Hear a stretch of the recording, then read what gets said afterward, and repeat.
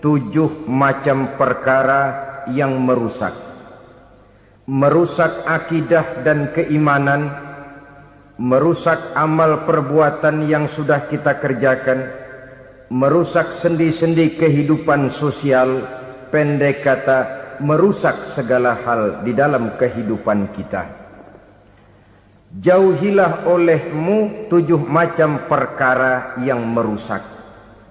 Yang pertama, asyirku billah, menyekutukan Allah subhanahu wa ta'ala. Agama dimulai dari keyakinan, maka kehancuran agama selalu dimulai dari kehancuran keyakinan, iman atau akidah yang dimiliki oleh seseorang. Dan untuk menghancurkan nilai-nilai iman yang kita miliki ini, orang rasanya tidak akan menghantam kita dengan peluru kendali. Orang tidak akan mengirimkan nuklir ke sini. Orang tidak juga akan mengirimkan satuan militernya ke sini. Untuk menghancurkan nilai-nilai iman, dibanjiri kita dengan paham-paham yang merusak dan mendangkalkan akidah. Baik ia bernama materialisme, baik ia bernama sekularisme, baik ia bernama banjirnya maksiat dan munkarat, baik ia bernama banjirnya peradaban dan kebudayaan yang menghancurkan moral daripada anak-anak kita, sedikit demi sedikit melenturkan dan melunturkan nilai-nilai keimanan kita, untuk kemudian pada waktunya nilai iman itu akan bertukar dan berganti menjadi nilai syirik kepada Allah subhanahu wa ta'ala. Atau pada sisi lain, menjadikan yang selain Allah sebagai tujuan akhir daripada kehidupan kita. Sedangkan kita sama-sama maklum bahwa di dalam pandangan agama Islam, dosa yang tidak berampun, dosa yang terbesar, termasuk dalam kategori bapak moyangnya dosa, tidak lain adalah syirik, yakni menyekutukan Allah subhanahu wa ta'ala. Pola penghancuran iman ini memang berstrategi. Ditawarkan kita kepada paham materialisme, paham kebendaan, di mana otak menempati urutan sebagai ranking pertama, Tuhan jatuh pada urutan kedua. Lalu menyusul kepada paham sekularisme, Allah dipisahkan dari seluruh kegiatan hidup ini, untuk pada gilirannya menjadikan yang selain Allah sebagai tujuan akhir daripada seluruh kegiatan hidup kita. Oleh karenanya, kewajiban menjaga nilai-nilai iman ini merupakan kewajiban yang mulia tetapi berat. Tidak hanya untuk kita, tetapi juga bagaimana mewariskannya kepada anak-anak kita, generasi yang akan datang. Orang-orang tua bijaksana yang diceritakan di dalam Al-Quran, kalau sudah berpikir tentang anak-anaknya, pertanyaan yang paling mereka risaukan ialah, ma ta'buduna min ba'di. Anakku, kalau pada satu saat aku, ayahmu sudah tidak ada lagi di dunia ini, meninggalkan kamu semua, ma ta'buduna min ba'di, apa yang akan kamu sembah nak? Jikalau sekarang ayahmu masih mau ke masjid, masih mau melakukan rukuk dan sujud, masih beribadah menyembah Allah subhanahu wa ta'ala, kalau orang tuamu sudah tidak ada, ma ta'buduna min ba'di, masihkah engkau mau datang ke masjid? Masihkah engkau mau rukuk dan sujud? Masihkah engkau mau menyembah Allah subhanahu wa ta'ala? Pertanyaan ini yang dipikirkan oleh Nabi Yakub kepada putra-putranya. Pertanyaan ini yang diteruskan oleh Nabi Ibrahim kepada anak-anaknya. Pertanyaan ini yang diwariskan oleh generasi ulama'us salafus saleh kepada para generasi berikutnya. Bagaimana kita generasi sekarang? Kita orang-orang tua sekarang bukan berfikir ma ta'buduna min ba'di, malah yang kita fikirkan ma ta'kuluna min ba'di. Kalau bapak tidak ada nanti kamu makan apa nak? Perkara kamu nyembah apa urusan nomor 18. Yang penting kamu nanti hidup bisa makan, nak. Maka kita sibuk mewariskan harta kepada anak-anak kita. Kita sibuk mewariskan kebun dan tanah kepada anak-anak kita. Kita sibuk mewariskan pabrik kepada anak-anak kita, sementara kita lupa mewariskan intan yang paling mahal, mewariskan mutiara yang paling berharga, yaitu nilai iman kepada Allah Subhanahu wa ta'ala. Alangkah baiknya apabila warisan harta, warisan tanah dan kebun, warisan rumah dan pabrik didasari lebih dahulu dengan mewariskan nilai iman kepada Allah Subhanahu wa ta'ala. Sebagai orang-orang tua, kita boleh bersedih kalau anak kita tidak mengerti komputer. Kita boleh bersedih kalau anak kita tidak mengerti matematika. Kita boleh bersedih kalau anak kita tidak mengerti bahasa Inggris. Tapi sewajarnya lebih bersedihlah kita orang tua jikalau mempunyai anak yang tidak kenal Allah sebagai Tuhannya, yang kemudian tidak mau rukuk dan sujud kepada Allah Tuhannya. Itulah kemalangan yang paling malang bila kita meninggalkan generasi yang tidak bertauhid kepada Allah Subhanahu wa ta'ala. Betapapun anak kita tidak ngerti komputer, saudara, paling-paling kerugiannya cuma kerugian dunia. Masuk dia ke alam barzakh, munkar nakir tidak akan sempat tanya kau belajar komputer apa tidak. Kumpul dia di padang mahsyar, malaikat juga tidak akan tanya matematikamu nilainya berapa. Yang ditanya kau kenal Allah, kau rukuk dan sujud kepadanya, kau pernah datang ke masjid. Oleh karena itu sekali lagi, menjaga nilai iman tidak hanya untuk kita, tetapi juga mewariskannya kepada anak-anak kita, generasi yang akan datang. Sungguh kemalangan yang paling besar apabila kita meninggalkan anak-anak kita. Mereka kita tinggalkan lemah ekonominya, itu tidak baik. Mereka kita tinggalkan lemah otaknya, itu pun akan membuat mereka tertinggal oleh yang lain. Tapi yang paling celaka, jikalau kita tinggalkan mereka dalam kondisi lemah imannya, rapuh akidahnya, tidak baik dan tidak betul keyakinan hidupnya. Oleh karena itu Nabi berpesan, jauhilah 7 perkara yang merusak. Yang pertama, syirik kepada Allah Subhanahu wa ta'ala. Menyekutukan Allah baik dalam ucapan, dalam keyakinan ataupun dalam perbuatan. Ini perkara pertama yang termasuk 7 perusak besar di dalam kehidupan. Kalau sudah jatuh kita ke lembah syirik, bagaimanapun banyak kebaikan yang kita kerjakan, berjiwa sosial, bertangan pemurah, gemar menolong orang lain, kalau memang dasarnya syirik, maka seluruh kebaikan kita akan hancur, tidak akan ada nilainya dalam pandangan Allah Subhanahu wa ta'ala. Dalam pandangan manusia mungkin kita dicatat sebagai orang sosial, gemar menolong orang lain, tidak berpangku tangan melihat orang yang mendapat kesulitan. Tapi oleh karena dasarnya syirik, dasarnya tidak mentauhidkan Allah, maka seluruh nilai kebaikan yang kita kerjakan tidak akan ada nilainya dalam pandangan Allah Subhanahu wa ta'ala. Maka jagalah iman kita, jangan sampai dihinggapi penyakit syirik yang bagaimana kecilnya sekalipun. Sekali lagi, baik syirik dalam bentuk ucapan, syirik dalam bentuk keyakinan, sampai kepada syirik dalam bentuk perbuatan, kita berhindar kepada sifat-sifat yang sedemikian itu. Karena apa? Dalam satu ayat Quran Allah Subhanahu wa ta'ala menjelaskan, innallaha la yaghfiru ayyushraka bih wa yaghfiru ma duna dzalika liman yasha. Allah tidak akan memberi ampun kepada orang-orang yang menyekutukannya, tapi Allah masih mau memberikan ampun kepada dosa-dosa yang selain itu bagi orang-orang yang dikehendakinya. Dosa selain syirik, apabila kita bertaubat, Allah masih mau mengampuni. Tapi kalau sudah jatuh ke tempat syirik, itu sudah dosa yang tidak berampun. Taubatnya tidak lain melepas syirik, kembali kepada tauhid, berkeyakinan bahwa hanya ada Allah Subhanahu wa ta'ala, Tuhan satu-satunya, yang lam yalid walam yulad walam yakul lahu kufuwan ahad.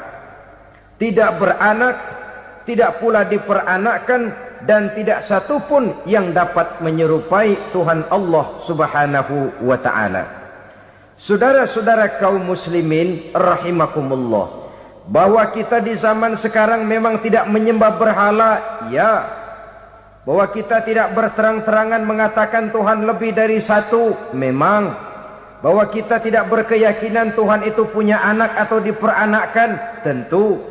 Tapi dalam perbuatan dan i'tiqad kita kadang-kadang jatuh tanpa kita sadari ke tempat yang bernama syirik ini.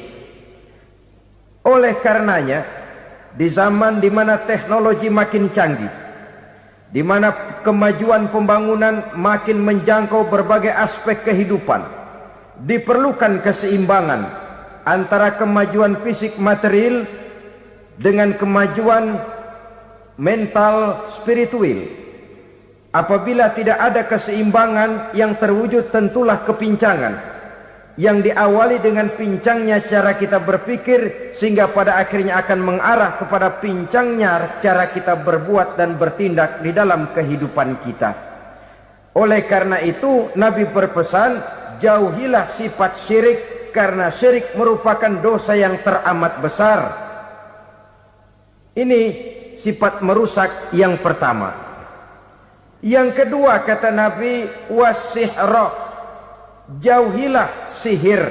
Sihir ini juga termasuk perkara yang merusak kehidupan. Kita semua sama-sama maklum bahwa sihir sebenarnya bukan persoalan baru. Sejak sebelum datang Islam, sihir itu sudah ada. Di zaman Yunani kuno, sihir ada. Di zaman Mesir kuno, di zaman Cina kuno, dan yang lain-lain yang serba kuno, sihir itu sudah ada. Bahkan para nabi pun, para rasul yang diutus oleh Allah Subhanahu wa ta'ala, senantiasa berhadapan dengan ahli-ahli sihir untuk menguji kebenaran dari misi yang mereka bawa.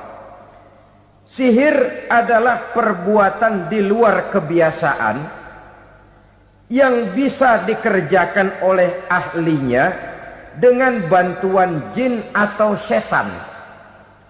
Hukum mempelajari sihir adalah haram, mengamalkannya lebih haram lagi.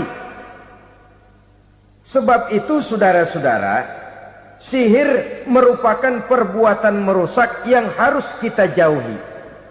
Ciri-ciri daripada perbuatan sihir, pertama, ia mengandung tipuan, bayangan khayal. Di zaman Nabi Musa misalnya, orang melihat tambang-tambang itu seperti ular. Nabi Musa melayangkan tongkatnya menjadi ular-ular besar yang memakan ular-ular kecil ciptaan tukang-tukang sihir Fir'aun tadi. Lalu sihir bisa terjadi dengan bantuan jin kafir atau setan. Kemudian ciri yang ketiga, sifatnya halus dan tersembunyi. Taruh kata ada seorang ahli sihir yang mempergunakan ayat-ayat Quran sebagai jompa-jampe, sebagai baca-bacaan, itu cuma sekedar kedok. Tujuannya tidak lain menjadikan agama sebagai ketok untuk membenarkan cara yang dimurkai oleh Allah Subhanahu wa ta'ala. Satu hadis yang diriwayatkan oleh Imam Bazar dan Tabrani, Nabi berpesan, laisa minna man tatayyara lahu au takahhana au tukuhhina lahu au sahira lahu. Tidak termasuk ke dalam golonganku, kata Nabi. Tidak termasuk umatku. Siapa mereka? Man tatayyara lahu, orang yang bertatoyur. Apa tatoyur itu? Dari kalimat toyaro, artinya terbang. Toir biasa diartikan dengan burung. Tatoyaro percaya kepada suara-suara burung. Man tatayyara lahu, mempercayai, meyakini dengan benar-benar kepada suara beburungan. Kan suka ada itu, nah bunyi burung tuh, maling liwat. Maling liwat. Burung bunyi, maling liwat. Itu termasuk tatoyaro lahu, percaya kepada suara burung. Kan aneh kalau suara orang nggak dipercaya, suara burung malah dipercaya. Ada ustadz ceramah, kiai ngaji, nggak mau didengerin, burung dengerin bener. Nah, suaranya dari sebelah mana? Belah kulon. Nah, itu tandanya ano. Habis dihitung-hitung. Itu termasuk tatoyaro lahu. Au takahana, atau bertenung, au tukuhina, atau minta ditenungkan, au sahirolahu, atau melakukan perbuatan sihir, atau minta disihirkan. Laisa minna, tidak termasuk ke dalam golonganku, kata Nabi. Sehingga dengan demikian saudara-saudara, menghadapi sihir dengan sihir sekalipun termasuk perbuatan yang tidak diajarkan oleh agama. Kita kan mempelajari sihir untuk jaga diri, tidak apa-apa. Yang dilarang mengamalkannya, dilarang juga mempelajarinya. Sebab orang kalau sudah mengetahui, biasanya lalu terangsang untuk mencoba. Kalau percobaannya berhasil, biasanya terangsang untuk coba lagi dan coba lagi. Pada akhirnya ketagihan, lalu beralih menjadi profesi, apalagi itu nanti bisa mendatangkan hasil uang. Saudara-saudara kaum muslimin rahimakumullah, kita manusia makhluk nyata. Kita hidup di alam nyata, terikat oleh sunnatullah, causality.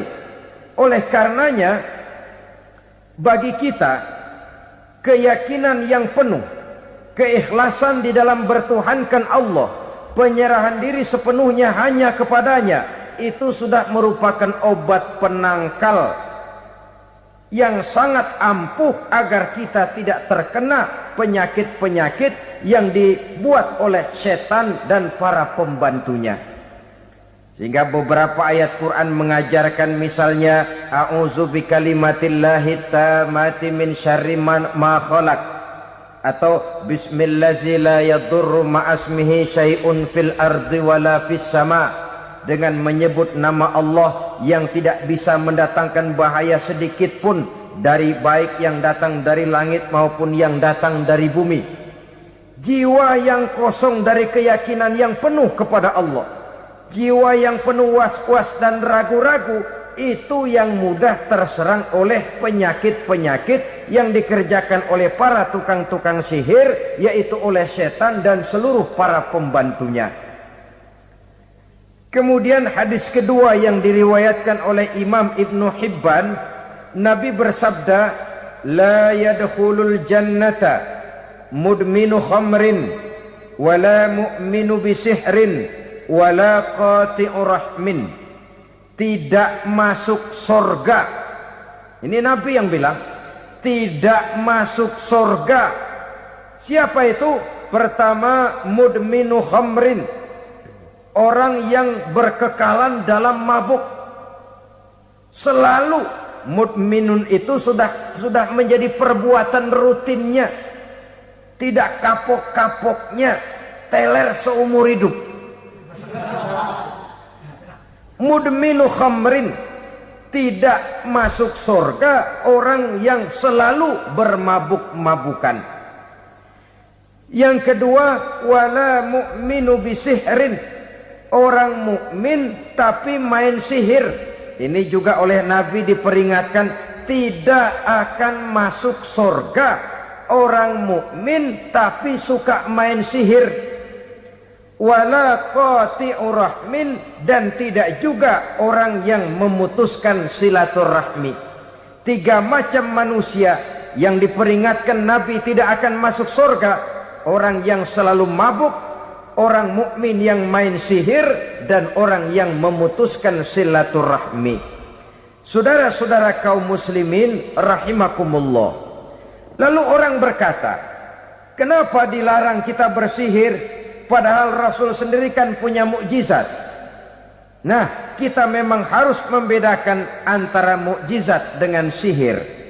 Dalam kehidupan agama kita kenal ada yang namanya mukjizat, Ada yang namanya karomah atau keramat biasa diucapkan. Ada yang namanya maunah. Ada yang namanya irhas. Ada juga yang namanya sihir. Kesemuanya ini berbeda, saudara-saudara. Yang dinamakan mukjizat itu khusus untuk para rasul saja. Satu kejadian luar biasa yang terjadi dilakukan oleh Rasul atas izin dari Allah Subhanahu wa ta'ala. Perbedaannya dengan sihir jelas. Sihir dari setan, mukjizat dari Allah. Sihir bisa dipelajari, mukjizat tidak. Sihir umumnya untuk maksud-maksud yang tidak baik, sedangkan mukjizat untuk memperkuat kebenaran yang disampaikan oleh para rasul dan ditentang oleh umatnya. Bahkan kafir Quraisy dahulu menganggap orang-orang ahli sihir itu berada dalam satu posisi yang hina, sehingga mereka mengatakan dan menuduh Nabi Muhammad sebagai tukang sihir. Tuduhan sebagai tukang sihir adalah tuduhan yang sangat aib dan hina. Di tengah masyarakat kufar jahiliyah, kedudukan tukang sihir dipandang sebagai kedudukan yang hina, sehingga mereka mengejek Nabi dengan sebutan tukang sihir. Jadi mukjizat hanya untuk Rasul saja. Kemudian karomah. Karomah ini asal kata dari karoma, kehormatan, kemuliaan yang diberikan Allah kepada hamba-hambanya yang rajin mendekatkan diri kepadanya. Oleh karena ketekunannya melaksanakan ibadah, Allah memberikan keistimewaan kepada orang itu, yang dengan keistimewaannya dia bisa mengerjakan yang tidak bisa dikerjakan oleh orang lain. Karomah hanya bisa dicapai dengan prestasi ibadah. Kalau sihir mau ibadah apa enggak, asal dia belajar, bersatu dan berteman dengan setan, memenuhi persyaratan-persyaratan setan, biasanya lalu bisa. Sedangkan karomah tidak mungkin terwujud tanpa orang mendekatkan diri sedekat-dekatnya kepada Allah Subhanahu wa ta'ala. Maka kita lihat biasanya orang-orang yang punya ilmu sihir, mukanya rata-rata nggak enak dilihat. Kumuh, jauh dari air wudhu, jauh dari sujud kepada Allah, malah berteman dengan setan, menjadi pelayan-pelayannya setan. Saudara-saudara, adapun maunah, keistimewaan yang diberikan Allah kepada hamba-hambanya yang belum sampai kepada tingkat wali, tapi orang itu lebih banyak kebaikannya daripada kesalahannya. Umpamanya, saudara jalan bertiga di pinggir jalan, saudara ada pada posisi di tengah, lalu bertiga ini ketabrak mobil. Menurut perhitungan saudara mati lebih dahulu, tapi terjadi hal yang aneh, dua teman saudara mati, saudara malah cuma luka dan lecet sedikit saja. Apa itu? Kalau kita lebih banyak kebaikannya daripada kesalahannya, itu yang dinamakan maunah, pertolongan yang diberikan Allah kepada hamba-hambanya yang lebih banyak kebaikannya daripada kesalahannya. Sedangkan yang dinamakan irhas, kejadian luar biasa pada diri seseorang pada waktu dia masih kecil, yang menunjukkan tanda-tanda keistimewaannya. Itu umumnya pada para nabi pada usia kecilnya sudah ada irhas, tanda-tanda istimewa. Jelas baik mukjizat, karomah, maunah maupun irhas berbeda dengan sihir. Sihir ini jelas saja merupakan bantuan dan persekutuan antara manusia dengan setan. Padahal setan, kata Allah dalam Al-Quran, innahu lakum aduwwum mubin, sesungguhnya setan bagi kamu adalah musuh yang sangat jelas. Saudara-saudara kaum muslimin rahimakumullah, di zaman sekarang dalam menghadapi beban kehidupan yang makin pelik, menghadapi stres yang tidak kunjung selesai, menghadapi persoalan-persoalan yang teramat berat, orang sering mencari jalan keluar kepada hal-hal yang menurut pendapatnya bisa meringankan beban moralnya itu. Pergilah dia mencari sesuatu yang dapat meringankan bebannya. Dan tidak jarang yang jatuh ke pangkuan tukang-tukang tenung, ke pangkuan tukang-tukang sihir, yang mereka itu oleh Quran dijelaskan kadzabal munajjimun walau sodaku. Tukang-tukang tenung, tukang-tukang sihir, mereka itu bohong walaupun benar. Maksudnya bohong walaupun benar artinya kalau yang mereka kerjakan benar itu sih kebenaran. Benar dengan kebenaran itu lain. Kebenaran, kebetulan bisa, tapi tidak untuk selalu. Apalagi kalau itu sudah membahayakan kehidupan orang lain. Jadi oleh karena itu Nabi berpesan jauhilah daripada sihir. Kalau sudah jauhilah dari sihir artinya ya jauhilah daripada mempelajarinya, jauhilah daripada bergaul dengan orang-orang yang ahli di bidang itu, karena dari pergaulan segalanya bisa menular. Baiklah saudara, ini yang kedua. Yang ketiga pesan Nabi, wa qatlan nafsil lati harramallahu illa bil haq. Membunuh orang lain dengan cara yang tidak benar. Membunuh orang yang diharamkan oleh Allah Subhanahu wa taala untuk melakukannya kecuali dengan alasan yang benar. Kita tahu Islam adalah agama damai. Sesuai dengan namanya, ia tidak dikembangkan dengan pedang dan kekerasan. Ia dikembangkan dengan keteladanan dan tuntunan moral. Oleh karena Islam bukan agama kekerasan, Islam pun tidak mementingkan dan mengajarkan kekerasan kecuali dengan alasan yang benar dan bisa dipertanggungjawabkan. Membunuh dengan sengaja, menghilangkan nyawa orang lain tanpa alasan yang bisa dibenarkan adalah merupakan dosa besar dan satu di antara 7 perkara yang bisa mendatangkan kerusakan dalam kehidupan dan yang hendaknya harus kita jauhi. Saudara-saudara kaum muslimin rahimakumullah, beberapa waktu yang lalu di sebuah kota kecil yang indah bernama New Auckland. Saudara tahu New Auckland? Itu dari Gunung Kidul masih ngidul lagi. Pernah diadakan satu seminar yang membicarakan bagaimana menyelamatkan masyarakat manusia dari bahaya Perang Dunia Ketiga. Diperkirakan kalau terjadi Perang Dunia Ketiga, manusia tidak akan tersisa. Sebab apa?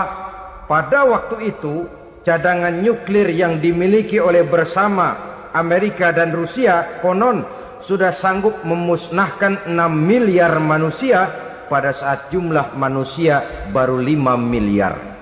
Jadi kelebihan nuklir dunia ini. Kalau terjadi Perang Dunia Ketiga, sulit manusia untuk tersisa. Maka dibahaslah di dalam seminar itu, wah, supaya tidak terjadi Perang Dunia Ketiga, maka perlombaan membuat senjata-senjata canggih, alat-alat pembunuh modern harus segera dibatasi. Dibahas, tidak mungkin kita membatasi perlombaan membuat senjata. Kenapa? Makin maju ilmu dan teknologi, makin canggih senjata yang ditemukan. Atom sudah meningkat menjadi nuklir, nuklir sudah meningkat menjadi neutron, dan kita tahu bom yang bernama neutron ini bom yang cukup membunuh tanpa perlu merusak.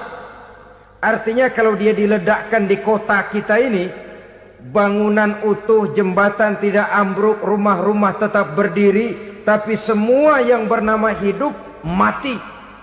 Itu katanya lebih sopan dari bom atom. Sebab kalau si atom ini sudah membunuh, merusak pula. Neutron cukup membunuh saja tanpa perlu merusak. Jadi majunya senjata-senjata teknologi sebagai akibat yang logis dari kemajuan ilmu pengetahuan ini tidak bisa kita batasi. Dan memang sebenarnya yang bahaya bukan senjatanya, tapi manusia yang mengendalikan senjata itu.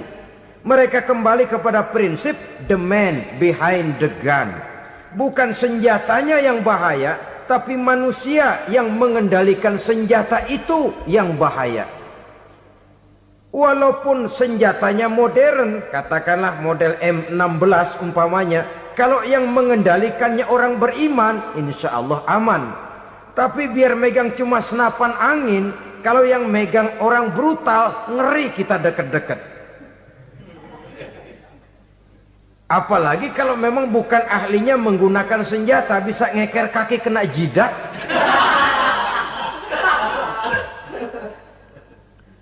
Mereka kembali kepada prinsip lama yang tetap baru. Bukan senjatanya yang harus dibatasi, manusia yang mengendalikan senjata itu yang perlu dibicarakan. Nah, kalau begitu, agar manusia tidak mempergunakan senjata sewenang-wenang, apa yang harus kita lakukan? Ya, manusianya harus bermoral. Ya, tapi moral yang mana? Di dunia ini banyak ajaran tentang moral. Itu pun mudah saja. Di sini kan kita undang saja ahli dari berbagai agama untuk membicarakan konsep perdamaian menurut agamanya masing-masing. Baik, setuju itu, setuju.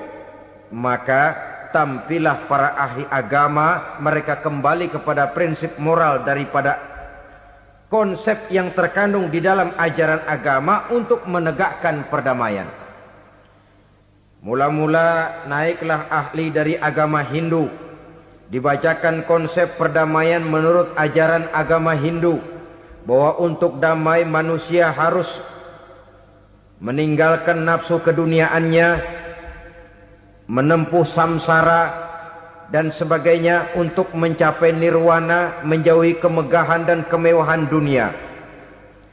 Ini lalu dibahas, rasanya juga tidak mungkin ini. Kemudian dari agama Nasrani, bahwa untuk damai manusia harus menciptakan sifat kasih sayang. Kalau ditampar pipi kiri, berikan pipi yang kanan. Kalau diberikan selendang, berikan baju. Nanti orang kasihan, lalu dia tidak akan nampar lagi. Ketika ini dibahas, ternyata rasanya pun tidak mungkin bisa diterima. Karena apa? Di zaman sekarang orang ditampar pipi kiri, dikasih pipi kanan. Bukan kasihan, gemes. Damai belum tentu, bonyok udah jelas. Lalu ketika dibacakan konsep perdamaian menurut Quran, di mana disampaikan ayat wa jazaa'u sayyi'atin sayyi'atun misluha faman afa wa aslaha fa ajruhu 'ala Allah. Balasan terhadap satu kejahatan adalah kejahatan yang seimbang. Tetapi barang siapa yang memberi maaf dan mencari jalan damai, itulah yang terbaik dan akan mendapat pahala dari Allah Subhanahu wa ta'ala. Kamu tidak salah ditampar pipi kirimu, tampar lagi pipi kirinya sekeras dia menampar pipi kirimu. Nanti orang tidak mau menampar kita karena dia tahu kalau dia tampar kita, dia akan menderita tamparan sekeras dia menampar kita. Akan terjadilah prinsip saling hormat menghormati, tidak saling ganggu, tidak saling usil, tidak saling jahil. Atas dasar ini perdamaian bisa ditegakkan. Mereka bisa menerima konsep ini, tapi kemudian seminar ditutup tanpa satu keputusan resmi. Kenapa? Terus terang mereka kagum dengan konsep Islam, tapi sentimen lama terhadap nilai-nilai Islam telah menutup mata mereka untuk menerima kebenaran dari ajaran Al-Quranul Karim. Saudara-saudara kaum muslimin rahimakumullah, kembali kita kepada persoalan pokok. Roh adalah dari Allah. Dia akan kembali kepada Allah, milik mutlak dari Allah. Tidak pantas kita merampasnya dari orang lain. Tidak wajar kita menghilangkannya tanpa alasan yang dibenarkan oleh agama. Di zaman sekarang akibat persaingan hidup yang makin tajam, lapangan kerja yang makin sulit, tensi ekonomi yang makin tinggi, atau karena nilai moral yang makin rendah, atau juga karena rapuhnya pegangan orang kepada agama, nyawa rasanya sudah sedemikian murahnya. Berbagai kasus membuat berdiri bulu roma kita. Ada mayit, ada manusia dipotong 6, dicincang macam kambing. Ada yang dipotong 5, ada yang dipotong 13, dikardusin, dibuang ke tempat sampah. Inna lillahi wa inna ilaihi raji'un. Gejala apa ini? Kanibalisme. Manusia sudah demikian sadisnya, manusia sudah sedemikian buasnya, sehingga sesama manusia diperlakukan seperti hewan. Padahal hewan sendiri belum pernah macan makan macan, bagaimanapun buasnya macan. Belum pernah serigala memakan serigala, bagaimanapun brutalnya serigala. Tetapi manusia makan manusia di zaman sekarang kadang jadi kenyataan dalam kehidupan kita. Kadang persoalannya remeh saja. Soal uang 200 perak, pisau bicara, nyawa melayang. Soal rokok sebatang, celurit bicara, nyawa melayang. Soal-soal yang sama sekali tidak prinsip, begitu mudah kita menghilangkan nyawa orang lain. Padahal Nabi pernah memperingatkan, apabila dua orang muslim sudah berkelahi dan berbunuh-bunuhan, al-qatil wal maktul finnar, yang membunuh dan yang terbunuh dua-duanya neraka. Sahabat heran, ya Rasul, kalau yang terbunuh, kalau yang membunuh masuk neraka itu sih wajar, tapi yang terbunuh kenapa neraka juga? Beliau menjawab, dua-duanya sudah punya niat untuk saling membunuh. Niatnya itu yang diponten. Yang terbunuh cuman lagi apes aja, keduluan dia. Umpama tidak terbunuh, pasti dia yang akan membunuh. Oleh karenanya al-qatil wal maktul, yang membunuh dan yang dibunuh finnar, dua-duanya masuk ke dalam neraka. Islam menghormati kehidupan, tidak hanya terbatas kepada sesama muslim. Orang-orang yang berlainan agama pun yang mau hidup berukun, damai, berdampingan dengan umat Islam, jiwa mereka, darah mereka dilindungi oleh nilai-nilai Islam yang disebut dengan kafir zimmi ini. Mengganggu mereka sama saja dengan mengganggu aku, kata Nabi. Jadi oleh karena itu sayangilah sesama. Kehidupan adalah anugerah Allah, bukan wewenang kita untuk mencabutnya dari orang lain, bukan wewenang kita untuk merampas dan menghilangkannya dari orang lain. Apa yang tidak enak terjadi pada diri kita, begitu pula lah apabila terjadi pada diri orang lain. Sehingga Nabi mengatakan, la yu'minu ahadukum hatta yuhibba li akhihi ma yuhibbu li nafsihi. Belum dikatakan beriman seseorang kamu apabila dia belum mencintai saudaranya seperti ia mencintai dirinya sendiri. Apa yang enak dirasakan oleh orang lain, enak juga dirasakan oleh dia. Mengukur orang lain dengan diri sendiri. Kalau orang lain tanpa salah saya fitnah, kalau saya tanpa salah difitnah orang, enak apa enggak? Enggak, orang lain juga begitu. Kalau orang lain tanpa salah saya tempeleng kepalanya, enak apa tidak? Tidak. Orang lain juga begitu. Yang tidak enak terjadi pada diri kita, tentu tidak enak juga kalau terjadi pada orang lain. Mengukur orang lain dengan diri sendiri, sehingga tidak timbul sifat egois, tidak menari di atas bangkai orang lain, tidak mendirikan kebahagiaan di atas untayan air mata orang lain. Sehingga dengan demikian saudara-saudara, dia bisa menghormati kehidupan, menghormati orang lain sebagaimana dia ingin dihormati. Inilah perbuatan ketiga yang merusak, membunuh orang lain dengan yang diharamkan Allah tanpa alasan yang benar. Yang ketiga. Kemudian yang keempat, perbuatan merusak wa aklar riba, makan riba. Hidup adalah tolong menolong. Bahasa kerennya take and give katanya. Saling memberi dan saling menerima. Nabi mengajarkan man kuraba kurbatan min kurabid dunya karaballahu lahu kurbatan min kurabi yaumal qiyamah.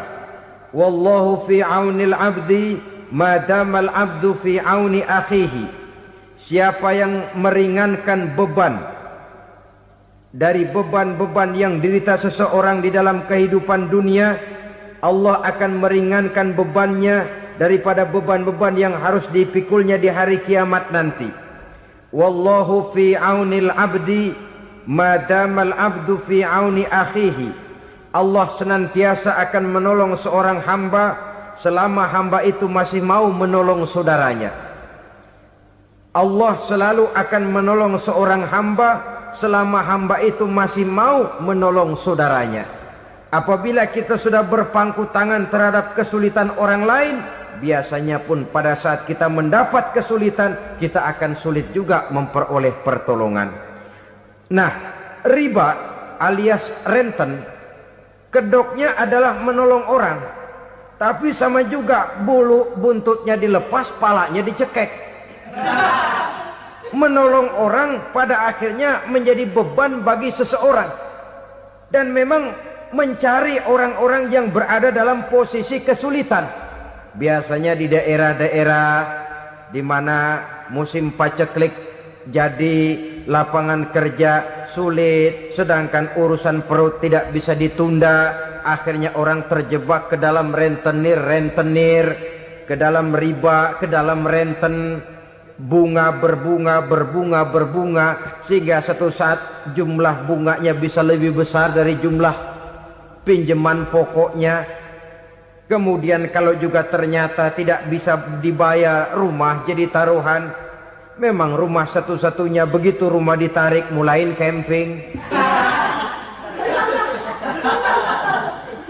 Bukankah pada akhirnya akan mewariskan kesengsaraan?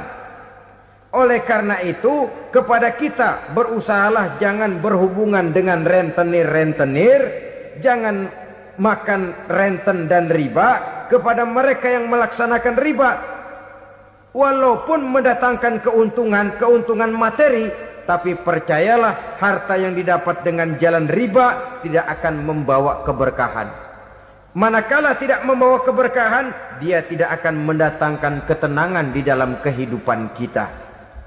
Oleh karenanya, memakan harta riba termasuk perbuatan yang merusak sendi-sendi kehidupan sosial, merusak kehidupan orang lain, merusak kehidupan masyarakat, tetangga, pergaulan, dan sebagainya. Yang kelima, wa akla malil yatim, memakan harta anak yatim dengan cara yang zalim. Nih, memang lezat. Anak yatim itu nggak tahu urusan apa-apa. Kita diamanahkan untuk mengurusinya. Kadang-kadang dibentuklah panitia penyantunan yatim piatu. Yatimnya mah tetap kelaparan, panitianya yang pada gendut.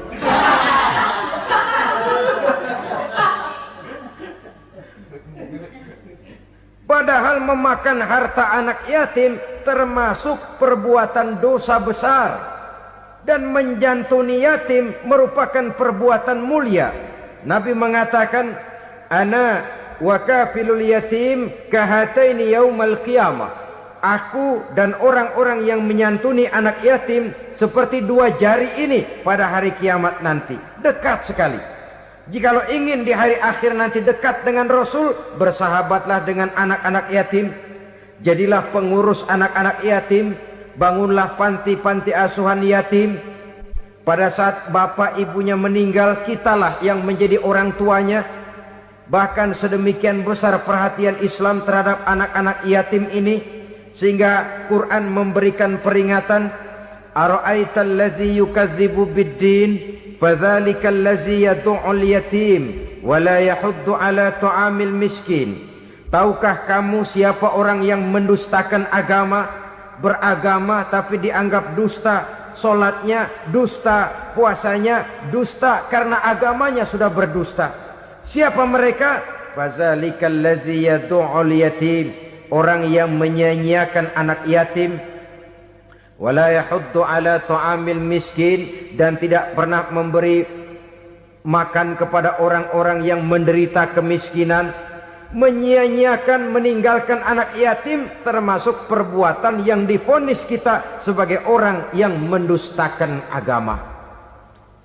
Saudara-saudara kaum muslimin rahimakumullah, maka sangat dicela mengeksploitir anak-anak yatim, menjadikan mereka sebagai kedok untuk mencari kekayaan pribadi.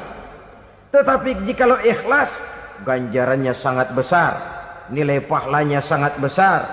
Menyantuni yatim tidak hanya setahun sekali. Kalau Muharram pakai istilah lebaran yatim, dibentuklah panitia, diberilah beras, uang 4-5 ribu rupiah, alhamdulillah.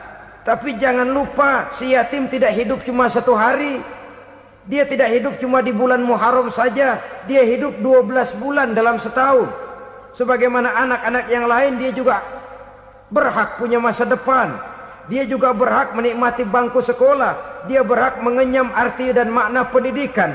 Dia berhak membekali diri dengan ilmu dan pengetahuan, seperti halnya anak-anak yang lain. Maka kita yang diberikan keluasan oleh Allah, ingatlah itu, bersahabatlah dengan anak-anak yatim, santuni mereka. Perkara setahun sekali di bulan Muharram, alhamdulillah, itu bagus, bin Thayyib alias baik. Tapi tentu dan tentu sekali lagi, si yatim tidak hanya hidup di bulan Muharram. Dia hidup 12 bulan dalam setahun, 24 jam di dalam sehari. Oleh karenanya, menyia-nyiakan mereka pada saat posisi kita memang mampu akan memojokkan kita dalam satu posisi di mana kita dianggap sebagai orang yang mendustakan agama, memakan harta anak yatim dengan cara yang zolim. Bapaknya udah meninggal, kebunnya lebar, anaknya dikelecehin. Nah, dah kamu gak usah pusing, nanti saya yang ngurus. Akhirnya bukan ngurus, nguras. Si yatim mungkin tidak tahu bahwa dia disia-siakan, haknya diambil, miliknya dizolimi. Tapi Allah yang akan membalasnya dengan seadil-adilnya. Maka makan harta anak yatim biasanya balasannya tokcer bin paten. Nggak banyak selang tempo itu, nggak percaya cobain dah. Nyobain aja kan nggak bayar, umpama memakan harta anak yatim dengan cara yang zolim, ganjarannya biasanya kontan. Kenapa? Ratapan si miskin, untayan air matanya, jeritan kepedihan hatinya, membuka pintu langit, permohonannya diijabah, getaran hatinya didengarkan oleh Allah, maka balasannya biasanya kontan, spontan, tidak menunggu waktu terlalu lama. Itu di dunia, belum lagi di akhirat nanti. Bukankah dalam riwayat Mi'raj diceritakan Nabi melihat di neraka itu orang perutnya sebesar rumah? La haula wala quwata. Itu perut kayak rumah, bagaimana jalannya tuh orang? Dan memang gak jalan, diseret-seret oleh malaikat di neraka itu. Hancur perutnya, amburadul itu perut. Berantakan isinya, dibulatkan lagi, diseret lagi, hancur lagi, dibulatkan lagi. Sampai Nabi tanya, orang itu begitu berat siksanya kenapa ya Jibril? Itu Muhammad, waktu di dunia dulu rakus banget makan harta anak yatim. Begitu vonisnya, begitu menyedihkan nasibnya di akhirat. Tapi di dunia pun ketidakberkahan itu sudah membayangi kehidupannya. Oleh karena itu, kepada saudara-saudara yang mendapat titipan anak yatim, berbahagialah, karena semulia-mulia rumah adalah rumah yang di dalamnya ada anak yatim yang disantuni. Sehina-hina rumah adalah rumah di mana di dalamnya ada anak yatim yang disia-siakan. Begitu kata Nabi kita. Rumah yang paling mulia dalam pandangan Allah, rumah yang di dalamnya ada anak yatim yang disantuni. Rumah yang paling hina dalam pandangan Allah, rumah yang di dalamnya ada anak yatim yang nasibnya disia-siakan. Berbahagialah saudara apabila menjadi penyantun anak-anak yatim, pelindung mereka, sehingga mereka mempunyai masa depan sebagaimana anak-anak lainnya. Rasulullah sendiri sedemikian peka terhadap keadaan anak-anak yatim karena beliau sendiri memang mengalami umur 6 bulan dalam kandungan ibu, beliau sudah ditinggalkan oleh ayahnya. Pada saat berusia 6 tahun ibu sudah meninggal. Yatim piatu dalam usia di mana beliau sedang perlu belas kasih seorang ibu dan pengertian seorang bapa. Kepekaan itu lalu timbul, bahkan kemudian sampai kepada beliau berkata, aku dan orang yang menyantuni anak yatim seperti jari tengah dan jari telunjuk di hari akhirat nanti. Sedemikian dekatnya. Baiklah ya, jadi yang kelima, memakan harta anak yatim. Jauhi karena ini perbuatan yang merusak. Yang keenam, watawalli yaumaz zahfi, melarikan diri pada hari pertempuran. Apa ini? Khianat. Tidak konsekuen dengan konsep perjuangan. Pada mulanya keras benar teriak, berantas korupsi, ganyang korupsi. Cuma karena belum dapat giliran. Begitu dia naik dapat kesempatan, korupsinya lebih edan dari yang diteriakinya. Ini termasuk tawalli yaumaz zahfi, berpaling pada hari peperangan. Di saat menghadapi musuh, kalau belum kelihatan musuh, teriaknya nyaring bener. Jangan takut demi kebenaran sampai titik darah yang paling penghabisan. Musuh belum kelihatan. Begitu musuh sudah kelihatan, paling dulu lari ke belakang.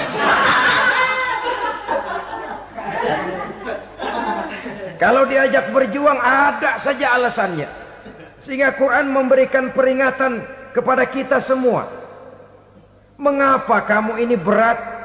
Kalau sudah diajak berjuang di jalan Allah, kakimu seperti terhunjam berakar di perut bumi.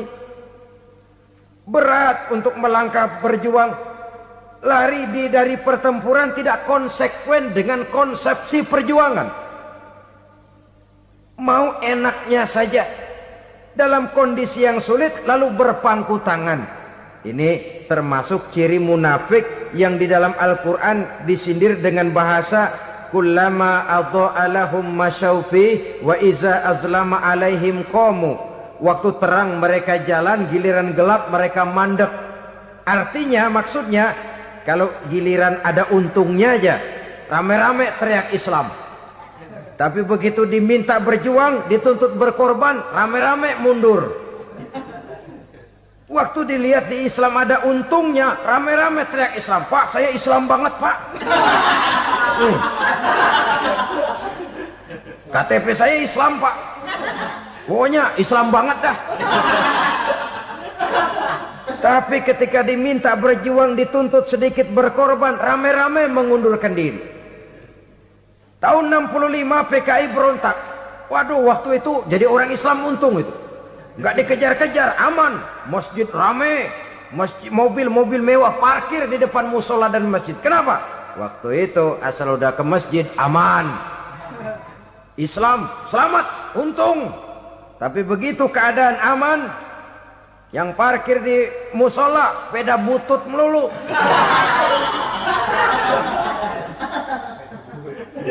Waktu terang mereka jalan, waktu gelap mereka berhenti. Dikala di Islam ada untungnya, baru wah Islam bagus, Islam hebat. Tapi waktu dilihat ada kerugian, jangan bawa-bawa Islam dah. Jangan bicara soal Islam, ini kan bukan soal agama. Bukan soal agama. La haula wa la quwata illa billah.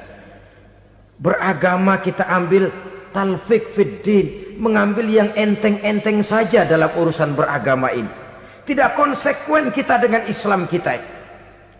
Seolah kita mau memilih mana yang terasa cocok sama selera kita, kita teriak Islam. Beratan aja dikit, rame-rame berpaling. Itu termasuk tawalli yaumaz zahfi. Para pengkhianat, mental-mental hipokrit yang tidak mau konsekuen menghadapi segala bahaya. itu termasuk perbuatan yang merusak. Kenapa? Kalau cuma dia saja yang lari, mungkin tidak jadi soal. Tapi larinya ini akan mempengaruhi orang lain. Nah, pengaruhnya itu yang dicegah. Sebab kalau satu sudah mulai lari, yang lain mulai ngelirik. Ketika yang dilirik kemudian tidak ada reaksi, dia akan ikut lari. Artinya apa? Seorang muslim harus konsekuen dengan konsep perjuangannya, dengan keyakinan keagamaannya, dan tidak memilih yang enak-enak saja di dalam kehidupan beragama. Lari dari pertempuran, bermental khianat, mengkhianati agama, merupakan satu di antara sifat yang merusak. Terakhir saudara, wa qazfal muhsanatil ghafilatil mu'minat, menuduh perempuan baik-baik yang tidak tahu menau tentang tuduhan yang dituduhkan kepadanya, menuduh perempuan mukmin yang baik-baik yang tidak tahu menau tentang tuduhan yang dilakukan kepadanya. Fitnah lebih bahaya daripada pembunuhan. Orang yang tidak salah bisa hancur namanya, orang yang berniat baik bisa ambruk perjuangannya oleh karena fitnah. Sehingga dikatakan al-fitnatu asyaddu minal qatli. Fitnah lebih bahaya daripada pembunuhan. Maka memfitnah ini termasuk satu dosa di antara 7 hal merusak yang harus kita jauhi semampu kita, semampu-mampunya. Mengupayakan sebisa-bisanya jangan sampai terjebak ke dalam hal yang demikian. Nah, saudara-saudara, inilah saja pertemuan kali ini. Mudah-mudahan ada manfaatnya. Semoga Allah memberikan kekuatan zahir dan batin kepada kita untuk bisa menjauhi 7 perkara yang merusak ini. Selalu berusaha menyimpan sesuatu yang bisa membawa manfaat, baik untuk dirinya, untuk anak cucunya, maupun untuk keluarganya, untuk masa kini dan masa depannya. Kadang simpanan itu berbentuk uang, kadang berupa tanah, lain saat berbentuk pabrik, dan lain sebagainya. Sementara masa depan yang paling pasti adalah akhirat. Jika untuk masa depan dunia kita rela memeras keringat, membanting tulang, pergi pagi dan pulang petang, menyimpan uang, menyimpan tanah, menyimpan pabrik, pernahkah kita merenung jika satu saat kiamat datang, kita dibangkitkan dari kubur masing-masing, berdiri di padang mahsyar untuk mempertanggungjawabkan seluruh kegiatan hidup kita di dunia ini, lalu kita akan menuju ke alam akhirat. Sudahkah kita mempunyai simpanan untuk akhirat kita? Pada pertemuan kali ini saya ingin menyampaikan sebuah hadis di mana Rasulullah sallallahu alaihi wasallam bersabda, arba'un min kanzil jannah.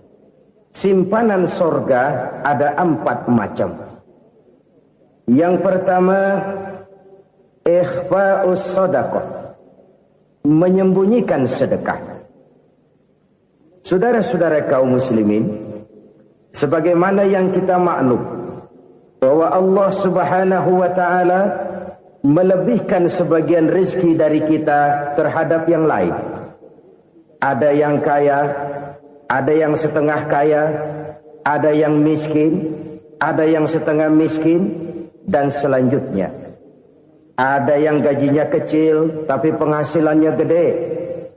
Ada yang penghasilannya gede tapi enggak punya gaji. Ada juga yang memang gajinya gede dan penghasilannya gede. Kelebihan rezeki merupakan sunnatullah dan tidak harus membuat kita merasa lebih dari yang lain. Bahkan sebaliknya, kelebihan itu harus membuat kita ringan tangan untuk menolong mereka yang memang memerlukan pertolongan. Kalau saudara diberikan ilmu, maka pertanyaan akhirat cuma satu: ilmumu kau amalkan untuk apa? Kalau saudara diberikan umur yang panjang, pengadilan akhirat juga bertanya satu: umurmu kau habiskan di mana? Tapi kalau saudara diberikan harta, pengadilan akhirat akan bertanya 2: hartamu kau dapat dari mana, kau belanjakan kemana. Dari mananya ditanya, dan kemananya juga ditanya. Oleh karena kita akan dimintakan pertanggungan jawab, maka amanah yang bernama harta ini harus kita gunakan dengan sebaik-baiknya. Ada penggunaan yang merupakan kewajiban, itu zakat namanya. Ada penggunaan yang sewaktu-waktu, itu infak namanya. Ada yang lebih sewaktu-waktu lagi, dan itu sedekah namanya. Zakat dia terikat oleh haul dan nisab, oleh putaran batas waktu dan ukuran dari harta itu sendiri. Sedangkan infak terikat oleh situasi dan kondisi perekonomian seseorang. Sedangkan sedekah tidak terikat dengan apapun. Dalam kondisi seperti apapun kita bisa melakukan sedekah dengan yang terkecil sekalipun. Sampai-sampai Rasulullah sallallahu alaihi wasallam mengajarkan, la tahqiranna minal ma'rufi syai'an walau an talqa akhaka biwajhin talik. Atau ada hadis, tabassumuka fi wajhi akhika laka sedekah. Senyumanmu kepada temanmu adalah sedekah. Jadi untuk melakukan sedekah tidak harus dalam berbentuk uang.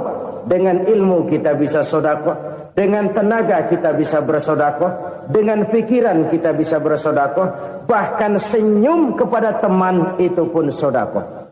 Jadi kalau sedekah dengan uang memang belum punya uang, nyengir aja banyakin.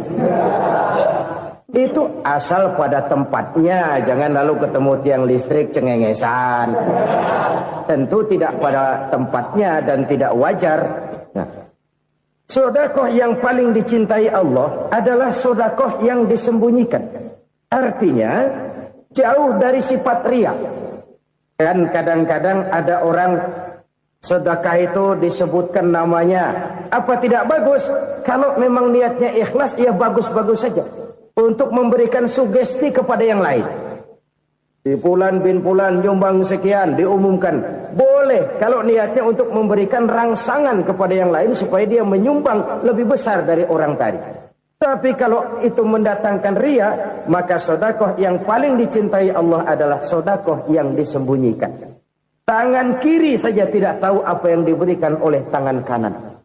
Sedekah yang dilakukan dengan ikhlas akan merupakan perbendaharaan surga. Tersembunyi dari pandangan orang lain, tidak seorang pun tahu.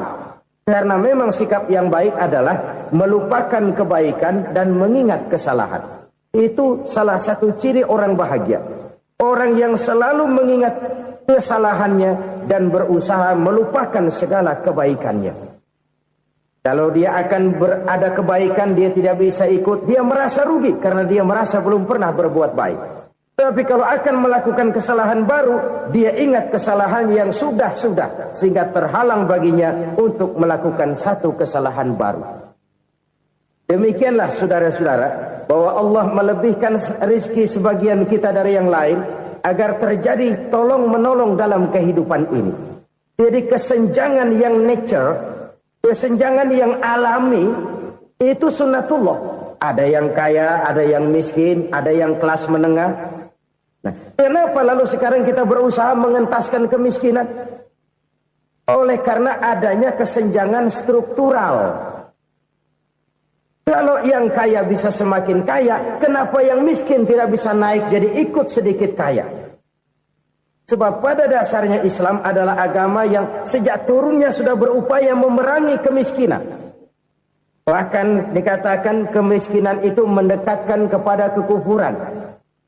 Orang kalau miskin udah dekat banget sama kafir. Gampang menjadi kafir. Berapa banyak saudara-saudara kita yang oleh karena soal perut, oleh karena soal materi, terpaksa meninggalkan dan menanggalkan akidahnya. Menjual petunjuk yang diberikan Allah dengan kesenangan dunia yang cuma sebentar ini. Na'udzubillah, thumma na'udzubillah.